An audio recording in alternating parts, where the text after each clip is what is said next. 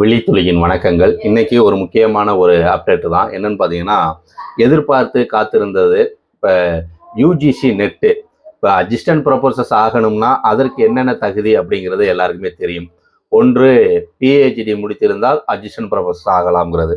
இன்னொன்று, set முடித்திருந்தால் assistant ப்ரொஃபசருக்கு எலிஜிபிள்ங்கிறது. அடுத்து net.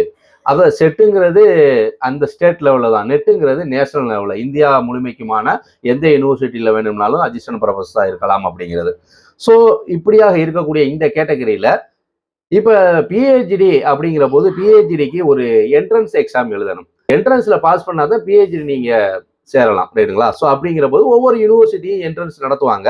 அதையும் தாண்டி ஸோ ஒரு குவாலிஃபைடும் இருக்கும், அதே சமயத்தில் பிஹெச்டியும் படிக்கலாம் அப்படிங்கன்னா ஸோ இந்த நெட்டு செட்டில் நீங்கள் தேர்ச்சி பெற்றாலே அந்த வாய்ப்பு கிடைக்கும். டிஎன் செட்டு செலக்ட் நீங்கள் முடிச்சிருக்கீங்க அப்படின்னா நீங்கள் பிஹெச்டிக்கு என்ட்ரன்ஸ் எக்ஸாம் எழுத வேண்டியதில் உங்களுக்கு விலக்கு. அதே போல் நெட்டில் JRF and assistant professors PhD அப்படிங்கிறதுல ஸோ இதில் நீங்கள் தேர்ச்சி பெற்றீங்கன்னா பிஹெச்டி ஸ்காலராகவும் போகலாம், அதோடு சேர்த்து அசிஸ்டன்ட் ப்ரொஃபசர்ஸுக்கான எலிஜிபிளும் பெறலாம் அப்படிங்கிறது. ஸோ அப்போ இந்த நெட் எக்ஸாம் வந்துட்டு இப்போ அறிவிச்சிருக்காங்க. வருஷத்துக்கு 2 முறை அறிவிப்பாங்க. ஸோ அந்த மாதிரி இப்போ வந்துட்டு ஜூனுக்கான நெட் எக்ஸாம் இப்போ நோட்டிஃபிகேஷன் வெளியிட்டிருக்காங்க. ஏப்ரல் 29, 2026 2 நாட்கள் ஆயிடுச்சு இந்த நோட்டீஸ் வெளியிட்டு. இது வந்து பாத்தீங்கன்னா ஏப்ரல் 29ல இருந்து மே 20 வரைக்கும் நீங்க ஆன்லைன்ல தான் அப்ளை பண்ணணும். ஸோ அப்ப யூஜிசி நெட்டு இந்த வெப்சைட்ல நீங்க ஆன்லைன்ல நீங்க உங்களுடைய தகவலை வந்துட்டு நீங்க அப்ளை பண்ணலாம். லாஸ்ட் டேட்டு மே 20. ஸோ அன்றைய தினமே இதுக்கான ஃபீஸ் நீங்க கட்டிடணும். ஸோ அது வந்துட்டு ஆன்லைன் மூலமா கட்டலாம், யூபிஐ மூலமா கட்டலாம், டெபிட் கார்டு கிரெடிட் கார்டு மூலமாகவும் நீங்க இந்த ஃபீஸ் வந்து நீங்க கட்டலாம். ஸோ இது கரெக்ஷன் எதுவும் எடிட் பண்ணணும் அப்படின்னா மே 22ல இருந்து 24 வரைக்கும் வாய்ப்பு கொடுத்துருக்காங்க. ஸோ இதுல வந்து பாத்தீங்கன்னா எக்ஸாம் சிட்டி வந்து பாத்தீங்கன்னா எப்போ உங்களுக்கு அனௌன்ஸ்மெண்ட் பண்ணுவாங்க அப்படின்னு பாத்தீங்கன்னா ஜூன் 10, 2026 எந்த சிட்டியில உங்களுக்கு எக்ஸாம். ஒண்ணும் இல்லைங்க, இப்ப எனக்கு வந்துட்டு ராமநாதபுரத்தை செலக்ட் பண்ணிருக்காங்க, சிட்டி சொல்லியிருக்காங்க அப்படின்னா ராமநாதபுரம் மட்டும்தான் சொல்லுவாங்க. அது வந்துட்டு எங்க எந்த இடம்லாம் அதுல இருக்காது. ராமநாதபுரத்துல ஏதோ ஒரு சென்டர்ல தான் எக்ஸாம் எழுத போறீங்க அப்படிங்கறது சொல்லிடுவாங்க. அடுத்து வந்து பாத்தீங்கன்னா இந்த அட்மிட் கார்டு வந்துட்டு எப்போ வரும்னா ஜூன் 15ஆம் தேதி வரும். இதுலதான் பாத்தீங்கன்னா ஸோ எங்க சென்டர், எங்க ஸோ எத்தனை மணிக்கு சென்டர், ஃபர்ஸ்ட் ஷிஃப்டா செகண்ட் ஷிஃப்டா ஸோ இப்படிங்கிற அனைத்து தகவலும் இந்த அட்மிட் கார்டில் தான் இருக்கும். அது வந்துட்டு ஜூன் 15ஆம் தேதி அந்த அட்மிட் கார்டு வரும் அப்படிங்கிறது சொல்லியிருக்காங்க. அடுத்து வந்து பாத்தீங்கன்னா டேட் ஆஃப் எக்ஸாமினேஷனை பொறுத்த வரைக்கும் ஜூன் 22ல இருந்து ஜூன் 30 வரைக்கும் எக்ஸாமினேஷன் நடக்கும்.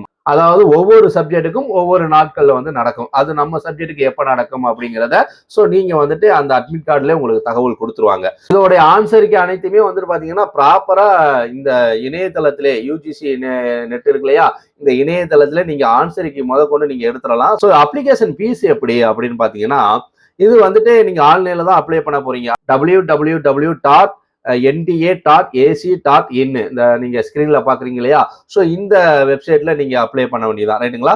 ஸோ இது அப்ளிகேஷன் ஃபீஸை பொறுத்த வரைக்கும் ஜென்ரல் அண்ட் ரிசர்வ்டு உங்களுக்கு வந்துட்டு 1150 ரூபாய்.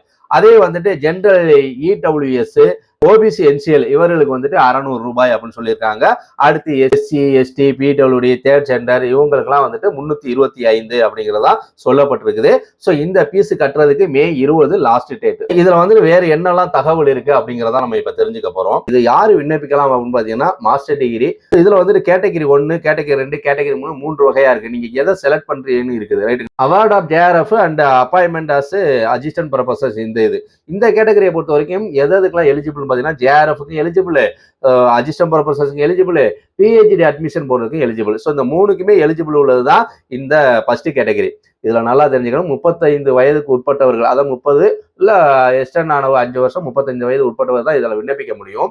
ஸோ இதை பொறுத்த வரைக்கும் பாத்தீங்கன்னா ஜேஆர்எஃப்ஆ, அசிஸ்டன்ட் ப்ரொஃபசர், பிஹெச்டியா நீங்க எடுக்கக்கூடிய அந்த கட் ஆஃப் மார்க்கை பொறுத்து 3லயும் நீங்க எலிஜிபிள் ஆகவும் வாய்ப்பு இருக்குது. இல்லைன்னா இது ஏதாவது 2ல எலிஜிபிள் ஆகலாம், இல்லைன்னா ஏதாவது 1ல எலிஜிபிள் ஆகலாம். ஸோ இப்படியான இந்த கேட்டகரி தான். 3 இதுக்குள்ளயும் நம்ம இதானாத்தான் நமக்கு வாய்ப்பு கிடைக்குமா அப்படிலாம் இல்லை.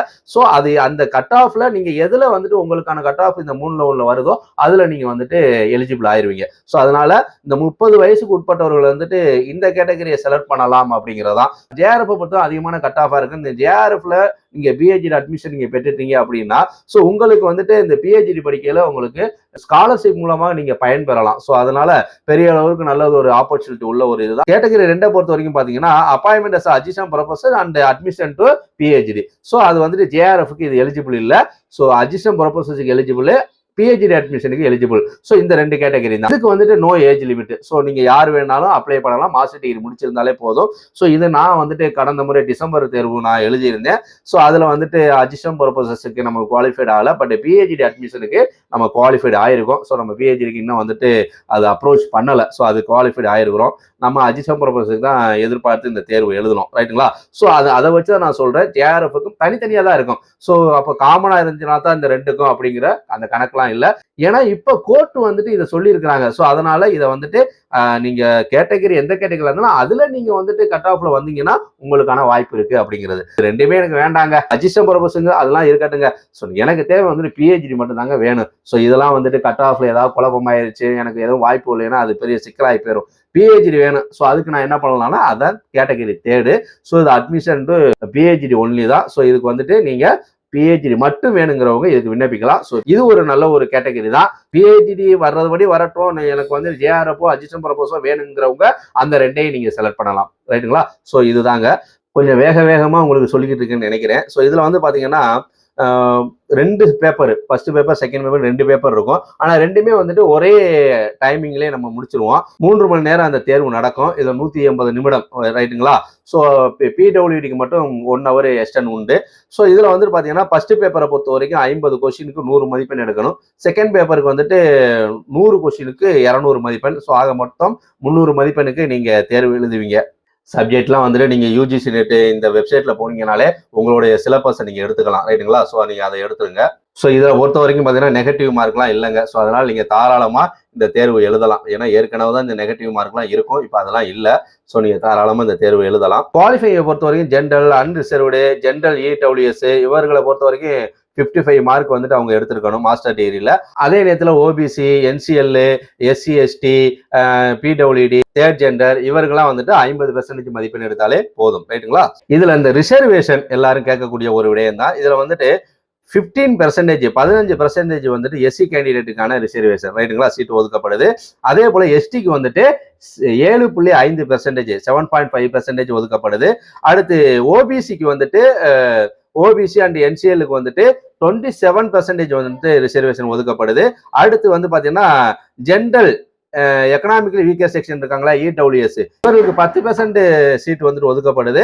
அடுத்து வந்துட்டு பெர்சன் வித் பெஞ்ச்மார்க் டிசபிலிட்டி பிடி இருக்காங்க இல்லையா, இவர்களுக்கு வந்துட்டு பாத்தீங்கன்னா 40%க்கு மேல இருக்கக்கூடிய டிசபிலிட்டிக்கு வந்துட்டு 5% வந்துட்டு இவர்களுக்கான ஒதுக்கீடு இருக்குது, ரிசர்வேஷன். ரைட்டுங்களா?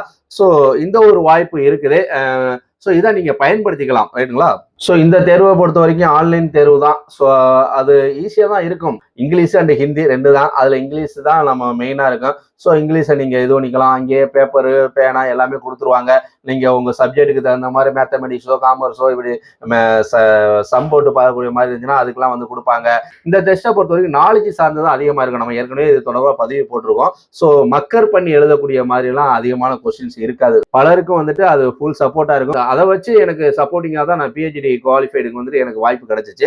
ஸோ இன்னும் கொஞ்சம் மெனக்கெட்டு இருந்தவங்க நான் அசிஸ்டன்ட் ப்ரொஃபஸருக்கும் அதுக்கு வாய்ப்பு கிடைச்சிருக்கும். நான் ஏற்கனவே டிஎன் செட்டும் முடிச்சிருக்கிறேன். ஸோ அதனால ஆனால் அது ஒன்று இருக்குது. நெட்டு முடிச்சிருந்தோம்னா இன்னும் நமக்கு செட்டு நெட்டுங்கிற போது நமக்கு இன்னும் நல்லா இருக்குமே. ஸோ அப்போ அடுத்து பிஹெச்டி இதோட சேரும்போது நமக்கான அந்த பெர்சனாலிட்டின்னு ஒன்று இருக்கு இல்லையா, நம்மளோட ஆளுமை வெளியே தெரியும் இல்லையா, ஸோ அது அதற்கு பயன்படும் அப்படிங்கிறது தான். மே 20 வரைக்கும் உங்களுக்கு ஆன்லைனில் அப்ளை பண்ணுறதுக்கு வாய்ப்பு கொடுத்துருக்காங்க.